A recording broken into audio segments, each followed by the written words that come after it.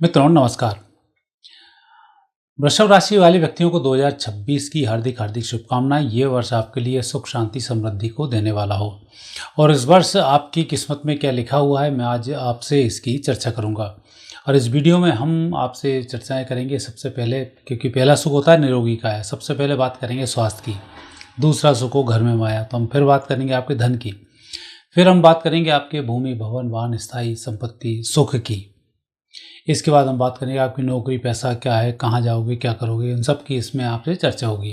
फिर बात होगी विद्यार्थियों के लिए शिक्षा की, पढ़ाई बाहर होगी यहाँ होगी, शिक्षा में आपको कैसे सफलताएं मिलेंगी। और उसके बाद होगी बात विवाह की, वैवाहिक जीवन कैसा होगा और आपको क्या क्या करना चाहिए। और फिर सामूहिक रूप से यात्राओं के माध्यम से आनंद लेने की चर्चा होगी।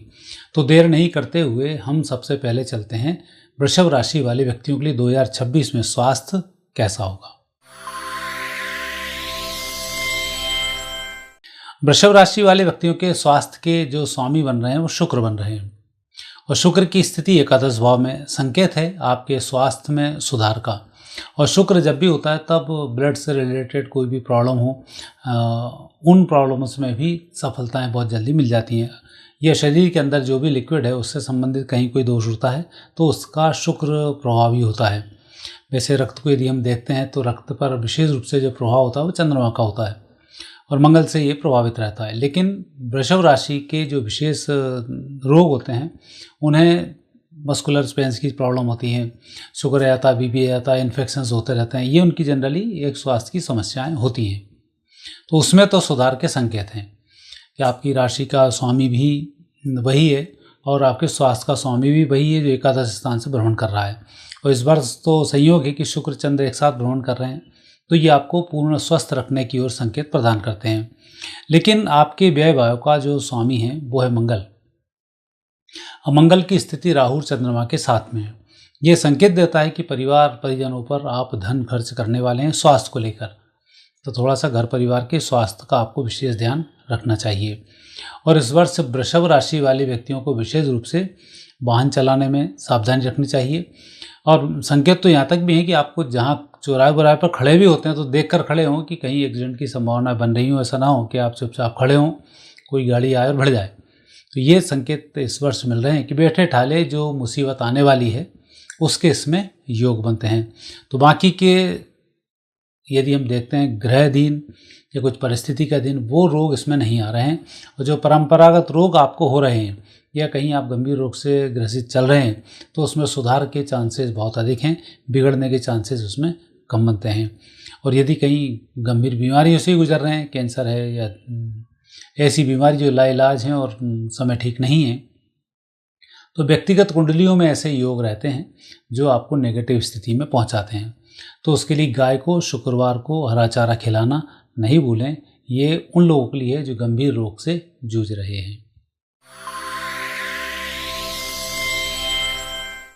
धन लाभ की दृष्टि से वृषभ राशि वाले व्यक्तियों का जो स्वामी है वो है बुध। और बुध इस समय मंगल के साथ दसम भाव से भ्रमण कर रहे हैं, मंगल राहु और बुध। और ये संकेत है आपकी अर्थव्यवस्था में सुधार का।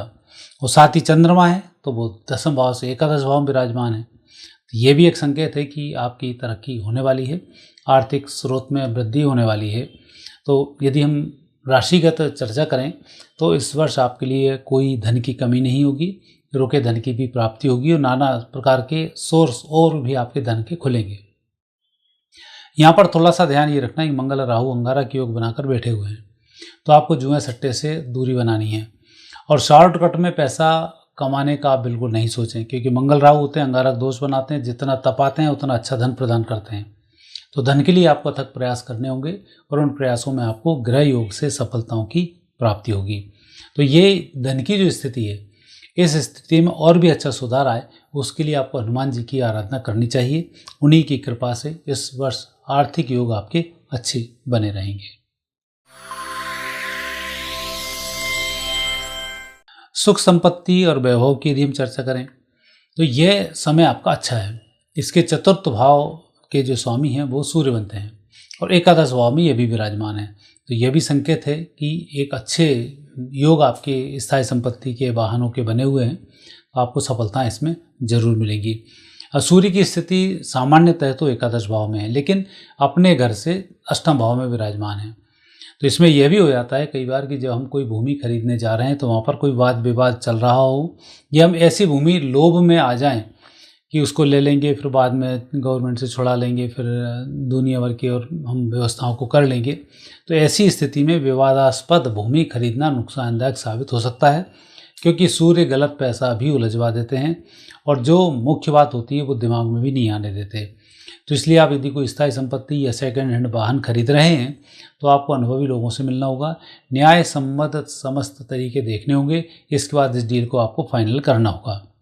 ऐसा ना हो कि आप वाहन लेने भी जाएं और वाहन मिले तो कहीं से पहले से एक्सीडेंट किया हुआ हो या पहले से कहीं चोरी किया हुआ वाहन हो, तो ये स्थिति थोड़ी सी नेगेटिव बन सकती है सूर्य के अष्टम होने के कारण अपने स्थान से।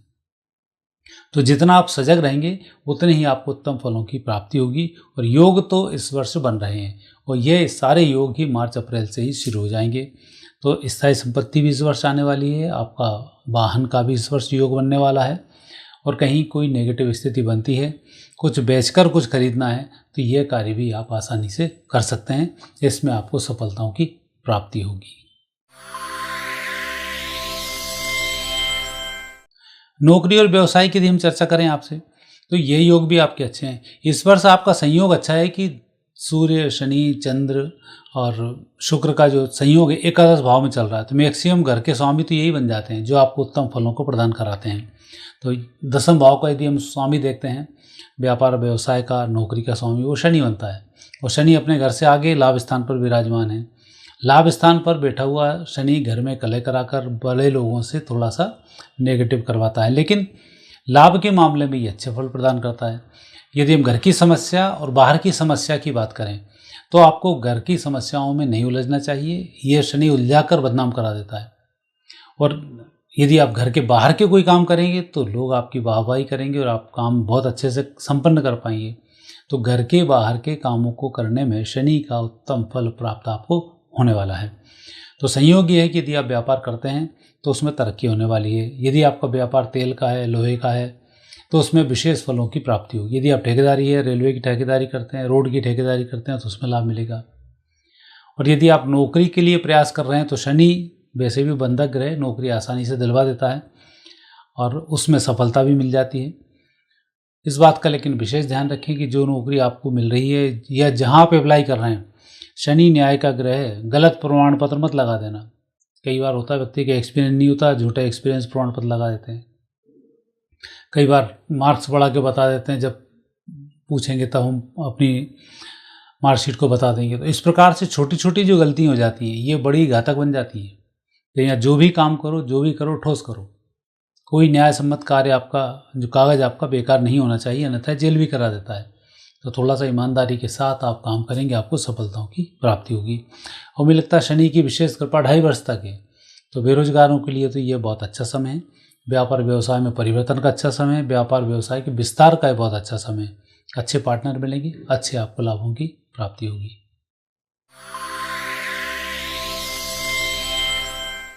अच्छा, शिक्षा को यदि हम देखें तो भी आप भाग्यशाली हैं। पंचम भाव और चतुर्थ भाव दोनों के स्वामी हैं। चतुर्थ का स्वामी सूर्य, पंचम का स्वामी बुध है और दोनों की स्थिति मजबूत बन रही है। बुध को यदि हम देखते हैं तो चतुर्थ भाव पर अपनी वो निगाह लगा के बैठा हुआ है और यदि हम सूर्य को देखते हैं तो पंचम भाव पर निगाह लगा रहा है। तो ऐसे समय में विद्यार्थियों के लिए विशेष सफलता के योग बनते हैं।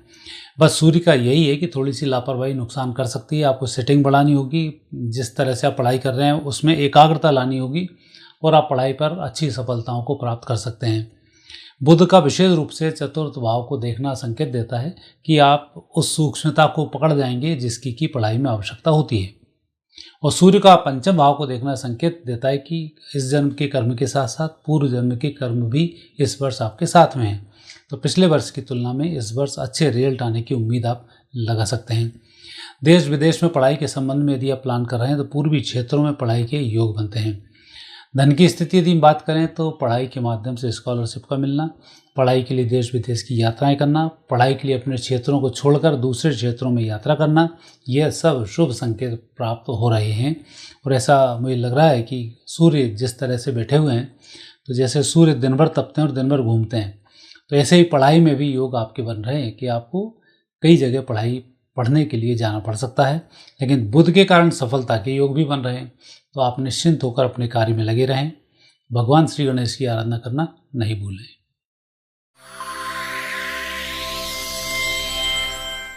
वैवाहिक सुख की हम बात करें तो वैवाहिक सुख विशेष रूप से जो देख रहे हैं वो मंगल से आ रहा है। वैवाहिक सुख में थोड़ी सी दिक्कत है कि सप्तम दसम स्थान पर बैठकर वैवाहिक सुख में विवाह विच्छेद तनाव की शंकाओं की ओर लेकर जा रहा है। विवाह होने के योग इस वर्ष बनते हैं, लेकिन बहुत देखभाल कर आपको बात करनी होगी, बहुत क्लियर बात करनी होगी, क्योंकि अभी जो संकेत है बहुत अच्छा नहीं है। अच्छे भले वैवाहिक जीवन में भी रोड़े अटक सकते हैं तीसरे व्यक्ति के कारण या आपसी अनबन के कारण, या ये हो सकता है कि एक अलग रहे, दूसरा नौकरी पर अलग रहे और एक दूसरे से दूरी बनाए रखें। तो विवाह के क्षेत्र में ये वृषभ राशि 2026 की सफल राशि नहीं कही जा सकती। तो यहाँ पर आपको बड़े संभल कर सारे निर्णय लेने होंगे ताकि आगे आपका वैवाहिक जीवन सुखी बना रहे। और वैवाहिक जीवन सुखी रहे उसके लिए गुरुवार के व्रत करें, शंकर भगवान की आराधना करें। ये आपके लिए उत्तम फल को देने वाला होगा और नकारात्मकता को रोकने वाला होगा।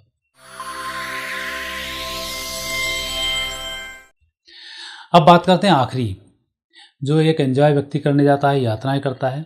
तो यात्राओं के जो स्वामी बनते हैं द्वादश भाव का स्वामी है मंगल बैठा 10वें भाव में। पहली यात्रा तो आपको करनी पड़ सकती है नौकरी के संबंध में, और दूसरी यात्रा की यदि हम बात करते हैं उसका स्वामी बनते हैं गुरु, और गुरु की स्थिति 8वें भाव को देख रहे हैं, तो ये धार्मिक यात्रा का संकेत है। तो निश्चित रूप से इस वर्ष आपकी यात्राएं बहुत अच्छी होने वाली हैं, नौकरी के संबंध में, घूमने फिरने के संबंध में और धार्मिक यात्राओं के संबंध में। तो यात्राओं के योग तो इस वर्ष आपके उत्तम रहेंगे, सफलताएं मिलेंगी, उत्तम आनंद की आपको प्राप्ति होगी।